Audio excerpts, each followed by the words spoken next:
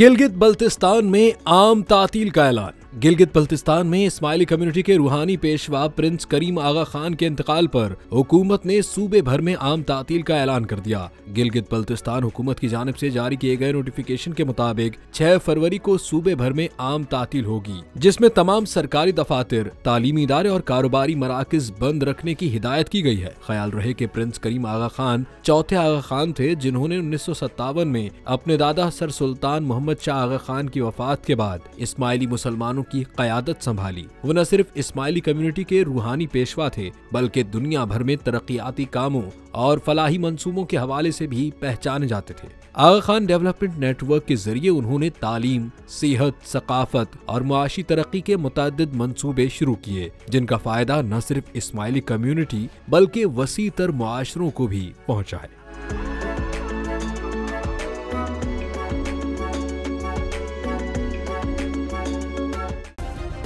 Subscribe करें और bell दबाएं ताकि कोई खबर रह न जाए।